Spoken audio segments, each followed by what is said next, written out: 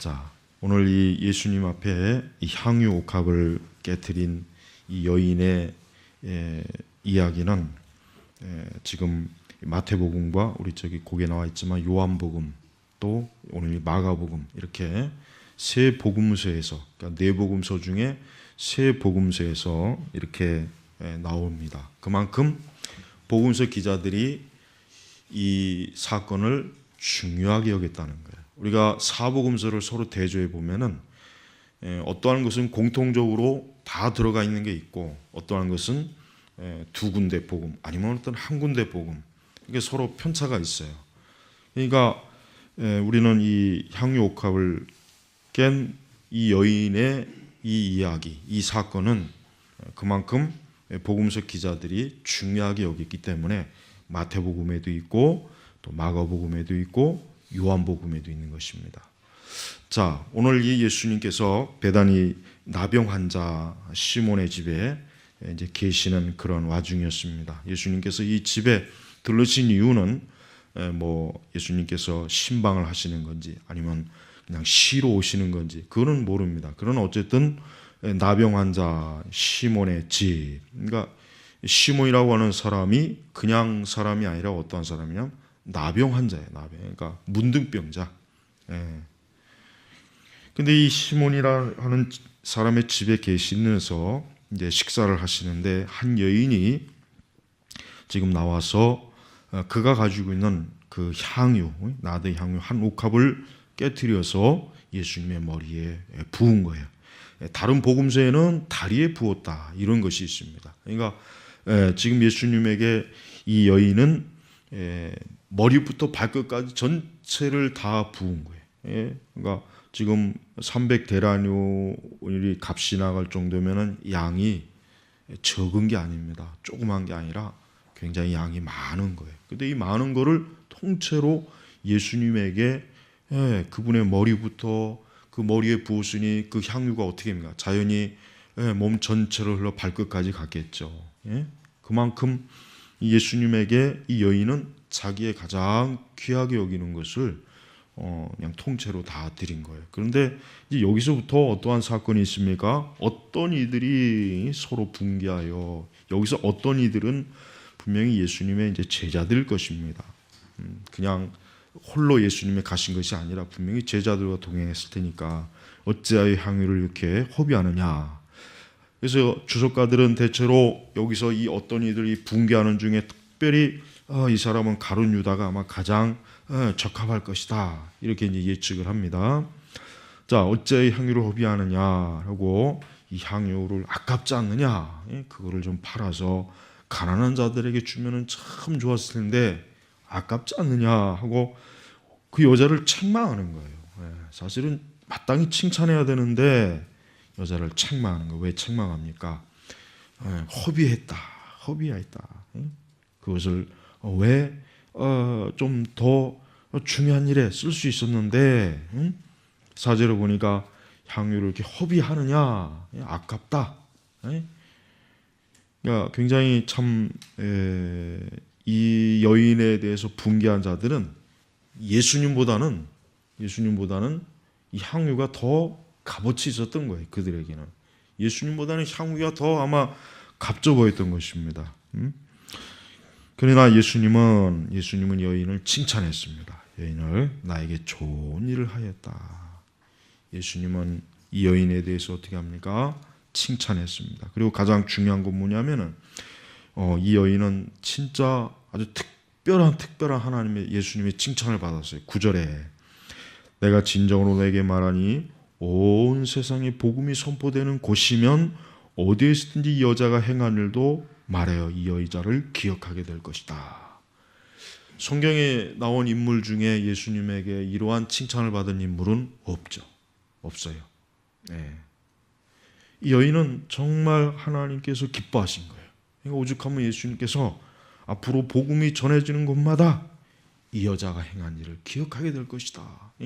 오늘 우리가 지금 이 말씀을 읽는 것, 이 말씀을 선포하고 가르치는 것 자체가 뭡니까? 이 여인을 지금 기억하고 있는 거예요. 예수님 말씀이 이루어지고 있는 것이에요. 정말 이 여인은 역사상 참 어떻게 보면 가장 참 유명한 인사예요. 유명한 인사. 예. 어떤 복음이 전해지는 곳마다 곳곳에 여인이 한 이 일이 칭찬받고 또 증거된다는 것입니다. 자, 최근에 교황이 어떠한 발언을 했냐면, 교황이 되는 그 순간 이제 교회는 가난한 자들의 교회 되어야 된다. 교회는 가난한 교회가 되어야 된다. 최근에 프란치스코 교황이 그런 얘기를 했어요. 그러니까 저는 이제 그 얘기를 들으면서 사실 굉장히 웃기는 얘기거든요. 말도 안 되는 얘기예요.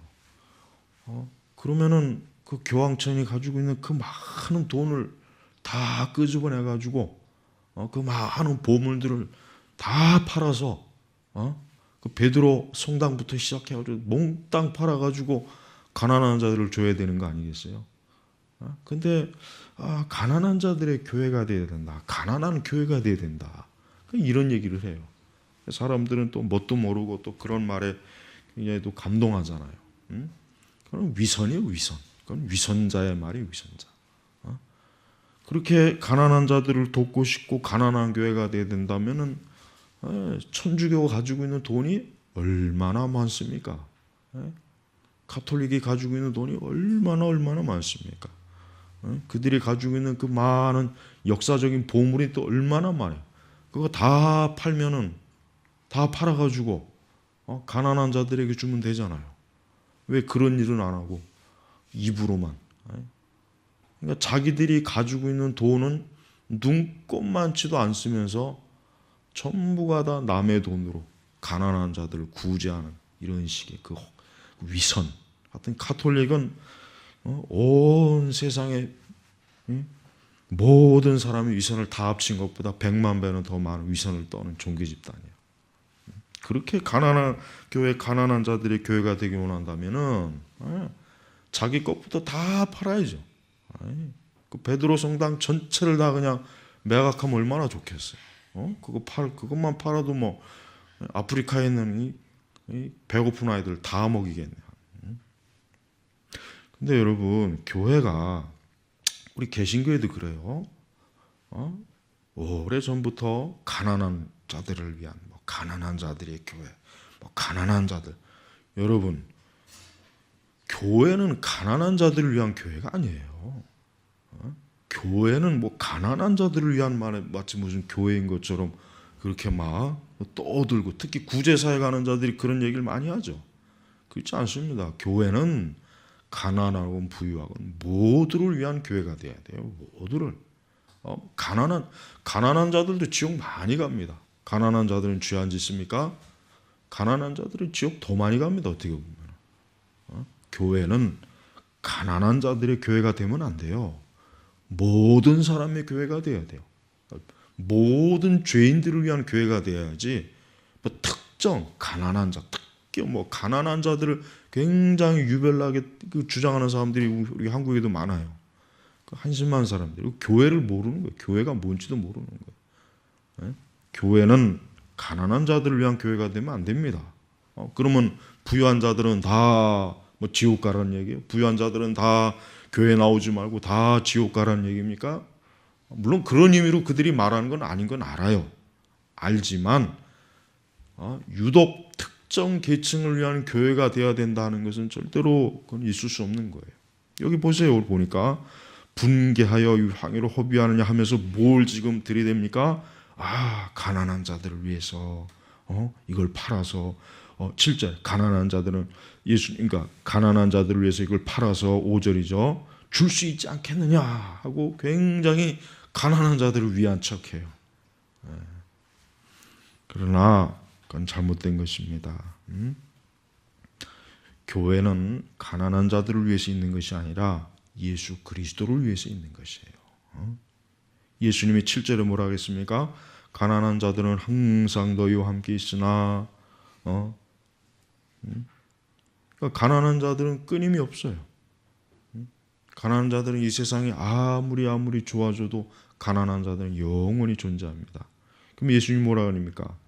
그러나 나는 너희와 항상 함께 있지 아니할 것이다. 근데 이 말씀은 예수님의 육신, 그러니까 성육신 하신 예수님이 항상 함께 있지 않는다는 거예요. 영적으로는 주님이 함께하죠. 그러나 이 성육신 하신 예수님이 항상 함께 있지는 않는다는 걸, 지금 그걸 얘기하는 것입니다. 그러면서 예수님은 가난한 자들은 너희가 어느 때든지 도울 수 있다. 그러나 지금 이 여인이 나에게 한 이 일은, 이거는 항상 할 수 있는 게 아니라 뭐예요? 곧 예수님이 십자가에서 죽으시면, 그리고 예수님이 부활 승천하시면 못하는 거예요. 예수님에게 아무리 뭘 주고 싶어도, 예수님을 대접하고 싶어도 그건 할 수가 없다 이거예요. 자, 교회는 복음을 바르게 증거해야 되는데, 복음이 가난한 자들을 위한 복음이라고 가르치는 사람들은 잘못된 것입니다. 지금이야 이제는 세력이 죽었지만, 남미의 해방 신학이나 우리 한국의 민중 신학이 특히 강조하죠. 가난한 자들, 소외받는 자들, 그들을 위한 교회, 그들을 위한 정치적인 그들이 이 복음, 이 영적인 복음을 그렇게 왜곡을 시켜요. 많이 왜곡을 시킨단 말이에요. 하지만 예수님은 전혀 그런 걸 지지하지 않습니다. 우리는 예수 그리스도의 복음이 모든 사람들에게 다 증거돼야 됩니다. 모든 사람에게 복음이 증거돼야지. 가난한 자들을 유난히 강조하면 부유한 자들이 교회는 가난한 자들만 가야 되는구나. 예수님은 우리 같은 부자를 위해서는 예수님이 십자가에 죽으시지 않았나 보지?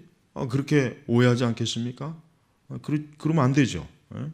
복음은 모든 사람이 가도록, 모든 사람이 복음을 믿도록, 받도록, 그들이 듣고 믿도록 해야지, 특정 계층에게만 복음이 들어가도록 그렇게 오해를 사는 말을 하면 안 되는 거예요. 그래서 우리는 부유한 자를 위한 교회를 만들어서도 안 되고, 가난한 자들을 위해서 교회를 만들어서는 안 됩니다. 하지만 우리가 20세기 우리가 복음의 역사를 보면은, 교회는 한 가지, 가난한 자들이 교회를 상당히 많이 이탈한 것은 사실이에요. 가난한 자들이 교회를 멀리 하는 것은 그것은 사실입니다. 왜냐하면 교회가 가난한 자들을 천대하고 가난한 자들을 무시하고 그런 요소는 사실 많이 있었습니다. 그러다 보니까 교회가 그런 면은 있었다는 건 우리가 알아둬야 돼요. 그래서 우리는 할 수 있는 한 가장 좋은 교회는 어떤 교회입니까? 모든 계층이 나와서 예배드리는 교회가 돼야 돼요. 아니, 모든 계층이 편안한 마음으로 나와서 예배드릴 수 있어야 돼요. 저 강남에 여러분 화려한 교회를 가보십시오. 거기는 진짜 옷을 대충 입고 가기가 참 부담스러워요. 그죠? 최근에 지어진 그 사랑의 호텔 보세요. 거기 가보니까 그냥 대충 입고 갔다가는 거기 입구에서 혹시나 좀 쫓겨나지 않을까, 신원 조회를 받아야 들어가지 않을까. 너무 화려하고 너무 값비싸고 너무 앉기가 부담스러울 정도로. 그런 걸 보면은 이거는 좀 진짜 이거는 대놓고 얘기하는 건 아니지만, 돈 없는 사람은 여기 오지 말아라. 돈 있는 사람만 와라. 좋은 옷 입고 좋은 차 타고 그런 사람만 여기 어울리지. 가난하고 돈 없고 그런 사람들은 거기 앉아 있으면 부담될 것 같아요. 교회가 쓰잘데없이 호화로운 장식과 이런 것을 한 건 절대 좋은 게 아닙니다. 가장 단순하고 소박하고 그래야 돼요. 값비싼 거로 그냥 안팎으로 두르고 치장을 하고 그러면 그것 자체가 뭘 의미하냐면, 돈 많은 자들, 잘 사는 자들, 돈인 자들만 이곳에 와라. 돈 없는 자들은 오지 말아라. 그거나 똑같은, 그거 그렇게 외치는 거나 전혀 다를 바가 없는 거예요. 그래서 우리는 모든 계층에 편안한 마음으로 올 수 있는 그런 교회가 되어야 된다면 참 좋은 교회가 돼요. 그런 교회가 사실은 되게 어렵지만은 그런 교회가 되는 게 가장 사실은 좋습니다. 또 돈 많은 그리스도인들은 그렇죠. 예, 그들은 가난한 교회를 또 가기를 싫어해요. 예, 그들은 자기들 수준에 맞는 화려하고 값비싸게 치장하고 사람이 많고 큰 교회, 유명한 교회, 대형 교회, 아주 자기들이 나갔을 때 전혀 참 부담되지도 않고 어디 가서도 나는 이런 교회 다닌다 하고 자랑할, 그들은 또 그런 교회를 찾아요. 그런 요소 굉장히 강합니다. 굉장히 강해요. 그런 마음 자체도 사실은 굉장히 잘못된 거죠. 예수님이 지금 어디 집에 들어갔습니까? 베다니에서 나병 환자 시몬의 집에. 예수님은 왜 돈 많은 사람 집에, 권력 있는 사람 집에 왜 안 들어갔습니까? 근데 유난히 예수님이 나병 환자 여러분 아시죠? 유대인들은 나병 환자가 지나가면은 부정하다. 아니 나병 환자 자신이 부정하다 소리를 쳐야 돼. 그래서 상대방으로 하여금 나는 부정한 사람입니다라고 알아듣게 소리를 질러야 돼. 안 하면은 돌로 맞아 죽어요. 그 나병 환자는 가까이 하지도 않을 뿐만 아니라 가까이 하면은 큰일 납니다. 근데 예수님이 그 집에 들어가서 식사를 하는 거예요. 이거는 그 당시의 그 기준으로 봐서는 이거는 상상도 못할 일이에요. 바리새인들과 사두개인들, 제사장들은 완전히 쇼크를 받아갖고 뒤로 넘어질 일이란 말이에요. 보세요. 예수님은 예수님 자신이 하나님의 아들인데 왕궁으로 들어가지 않았어요. 귀족의 집으로 들어가지 않았어요. 부자 집에 들어가지 않았어요. 나병 환자, 부정을 탄 사람들, 그런 집에 들어갔단 말이에요. 그러니까 이 시대에 하나님의 교회를 생각할 때 그런 외적 기준을 가지고 교회를 선별하는 사람들은 그 사람들은 어리석은 사람이에요. 그 사람은 미련한 사람입니다. 그 사람은 예수님하고는 전혀 어울리지 않는 사람이에요. 또한 우리가 봐야 될 게 또 있습니다. 자, 여기서 굉장히 교묘한 것이 한 가지 나옵니다. 자, 보세요. 여러분, 이 세상은 그리스도를 위해서 뭘 하면은 비난이 와요. 예수님을 위해서 헌신하고 시간을 드리고 물질을 드리고 예수님을 위해서 자신을 위해서 뭔가를 드리면 세상 사람들은 비난을 해요. 욕을 해요. 오늘 보십시오. 이 여인이 예수님을 위해서 한 거잖아요. 이게 죄입니까? 이게 잘못된 건가요? 아니죠. 마땅히 칭찬받을 일이죠. 그런데도 어떤 이들이 분개하여 어찌 향유를 이렇게 허비하느냐. 이게 바로 세상의 태도예요. 이 세상은 그리스도를 위해서 온전하게 헌신하고 충성하고 그리스도를 위해서 사는 사람들을 이렇게 비난해요. 욕해요. 그들을 흉을 봅니다. 그런데 이상하죠? 죄를 짓고 방탕하고 악을 행하는 자들보다는 더 낫지 않습니까? 그런데 아니에요. 교묘해요. 예수님을 위해서 사는 사람이 더 욕을 먹어요. 세상에서 온갖 악행하는 자들보다는 예수님을 위해서 사는 자들이 이 세상은 더 미워합니다. 영적으로 왜요? 이 세상은 공중권세 잡은 이 악한 자가 그리스도를 적대시하는 거예요. 미워하게 하는 거예요. 그래서 우리 자신도 그렇습니다. 우리가 무슨 큰 죄를 짓지 않았는데도 열심히 신앙생활하고 교회 열심히 나가고 열심히 기도하고 성경 읽고 하나님 말씀대로 살면 그것 가지고 비난해요. 그것 가지고 욕을 해요. 그것 가지고 온갖 비방을 합니다. 이게 뭘 얘기하는 겁니까? 그만큼 이 세상이 영적으로 그리스도를 대적하는 거예요. 그리스도를 대적하는 거예요. 그리스도를 미워하는 거예요. 그러니까 우리 성도들이 알아야 됩니다.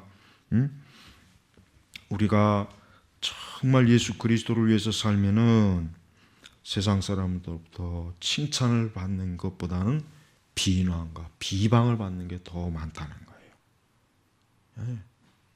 사실은 이 여인은 전혀 비방받을 만한 사람, 오히려 정말 주의 말씀대로 이 사람은 좋은 일을 한 거예요.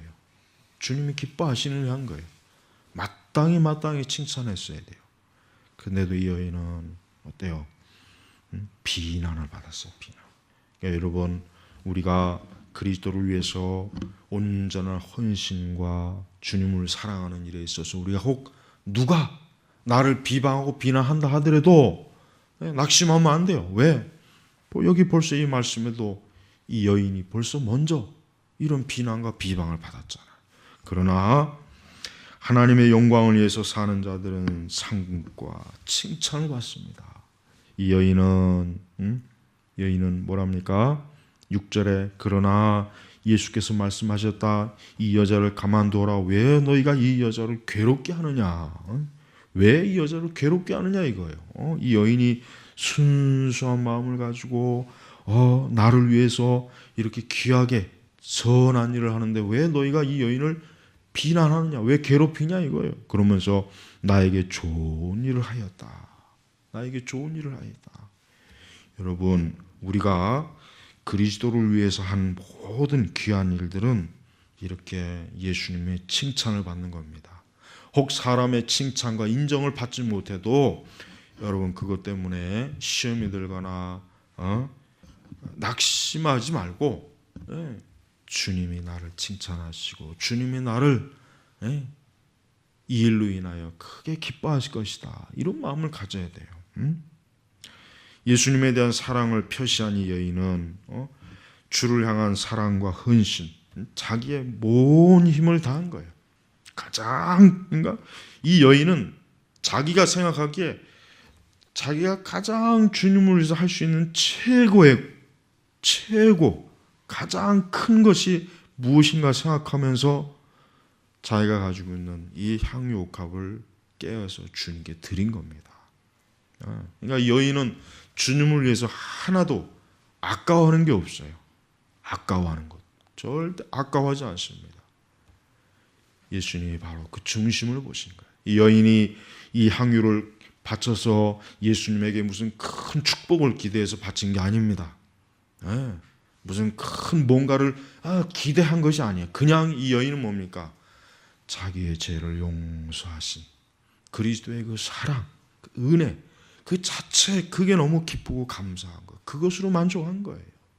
예수님에게 뭘 또 다른 무슨 엄청난 삼박자 축복을 받으려고 나온 게 아니란 말이에요. 다른 축복을 받고 싶어서 이거를 드린 게 아니란 말이에요. 어제 그 보면은 다 교회들마다 그 송구영신 예배 다 했을 거란 말이에요. 근데 그 송구영신 예배 때 보면은 참 저도 옛날에 이렇게 보지만은 좀 순수하지가 못해. 그냥 송구영신 정말 예배를 드리려면 그냥 순수하게 하나님 앞에 기도하고 그러면 돼야 되는데 꼭 헌금을 가져와라, 예물을 바쳐라, 또 목회자가 또 축복기도 하고. 저는 그걸 예전부터 볼 때도 저게 아무리 참 좋게 보려고 해도 저는 그거는 참 없어져야 될 악습이에요. 악습이에요. 신자들이 그러면서 뭘 기대하면서 오겠습니까? 내년에는 내가 하나님께 어떠한 축복을 받을까, 어떠한 복을 받을까, 다 이런 생각을 가지고 오지. 정말 주님을 사랑하고 정말 내년에는 더 내가 하나님 말씀에 순종하고 더 기도 온전히 하고 더 경건하게 거룩하게 주님의 영광을 위해서 살아야지. 이런 마음을 가지고 예배하러 오겠습니까? 아니면은 큰 축복을 받고자 하는 기대를 또 가지고 오겠습니까? 이게 참 그 의도 자체를 변질을 시켜버려요. 변질을. 그러니까 아예 없애버리라며. 없애버리라니까. 없애. 오늘 여인은 전혀 다른 마음을 가지고 오지 않았습니다. 이 여인은 그냥 주님을 사랑하기 때문에 온 거예요. 그래서 8절에 이 여자가 자기가 하는 일을 하였으니 여자는 장례를 위하여 미리 내 몸에 기름을 발랐다. 미리. 여러분 유대인들이 시신을 장례할 때 그 시신에다 이렇게 기름을 바른단 말이에요. 기름을. 이 여자는 예수님이 곧 십자가에서 죽으실 거라는 걸 알았어요. 그걸 깨달은 거예요. 그러니까 근데 그 십자가의 죽으심이 누구를 위한 것이냐? 바로 자기를 위한 거예요. 자기 죄를 위한 것이. 이 여인이 그것을 알고서 도저히 그냥 가만히 있을 수 없으니까 그 향유옥합을 주님에게 미리 발라드린 거란 말이에요. 미리. 예수님이 지금 그걸 얘기하는 거예요. 그거를. 그래서 예수님이 이 여인이 나에게 좋은 일을 하였다고 칭찬하는 것입니다. 여러분, 우리도 올 한 해 우리도 그리스도를 어떠한 마음으로, 어떠한 중심으로 우리가 그리스도께 충성하고 주님을 사랑하고 참 하나님을 사랑할 것인가를 우리 한 번쯤 다 생각하겠죠?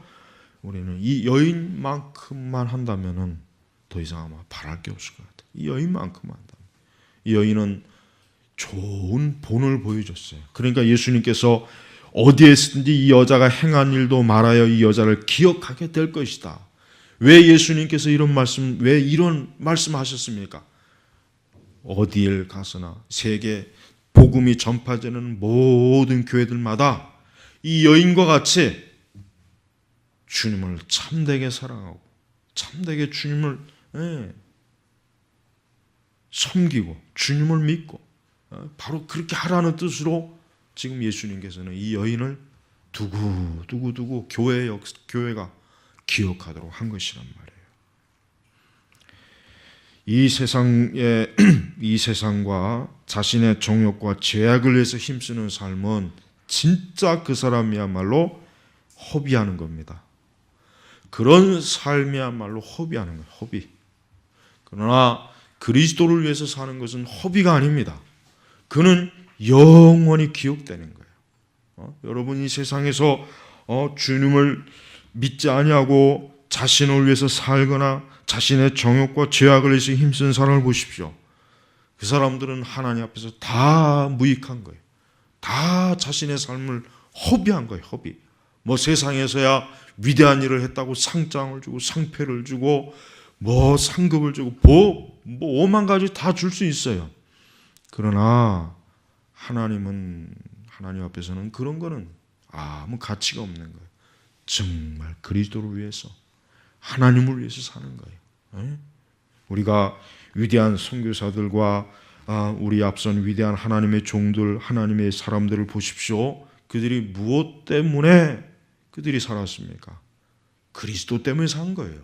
그리스도 때문에 죽고 그리스도 때문에 가난한 것이고 예수 그리스도 때문에 자기의 모든 것들을 다 포기하고 주님을 위해서. 그건 세상이 볼 때는 허비겠죠. 세상 사람들이 볼 때야 그 아까운 재능과 지식과 그걸 왜 그렇게 허비하냐. 그러나 그건 허비가 아니에요. 그건 주님이 기뻐하시는 거라고요. 주님이. 우리는 사람들이 우리 보고 광신자다, 지나치게 열심히 믿는다, 그런 거 신경 쓰지 말고 오히려 우리가 사람들로부터 그런 말을 못 듣는 걸 오히려 우리가 굉장히 심각하게 여겨야 돼요. 오히려 우리가 교회를 다니고 예수님을 믿으면서 예수님을 너무 지나치게 믿는다는 이런 말을 못 듣는 게 오히려 우리가 사실 부끄러워하고 수치스러워할 일이지, 그런 말을 듣는 게 수치와 부끄러움에 대해서는 안 되죠. 예수님께서는 이 여인이 자신의 장래, 즉 십자가에서 죽으심을 이 여인이 알고 믿고 자기를 위해서 지금 이 기름을 바르는 걸 알고 있었어요. 사람의 중심을 보는 주님이 그걸 모르겠습니까? 왜 이 여자가 나에게 와서 이 향유를 부을까? 왜 그걸 모르겠습니까? 다 알고 계신 거예요. 그래서 예수님은 기뻐하신 거예요. 예수님이 이게 주님을 사랑하는 태도예요. 우리는 이 새해에 우리 자신이 참으로 하나님을 사랑하고 그리스도를 사랑하고 진리를 사랑하는 일에 우리는 이 여인만큼만 된다면 해도 우리는 사실 정말 더 이상 바랄 것이 없을 정도일 겁니다. 여러분, 하나님이 기뻐하시는 그 일을 오늘 우리가 이 말씀을 통해서 지금 봤어요.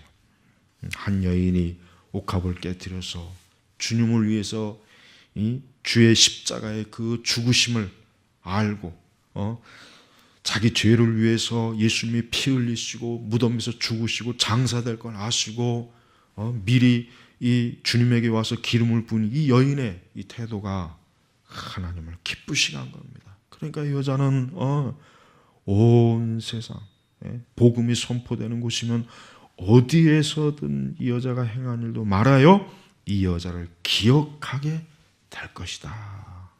기억하게 될 것이다. 우리 한글 개혁판에는 기념하게 될 것이다 이렇게 번역이 되어 있어요.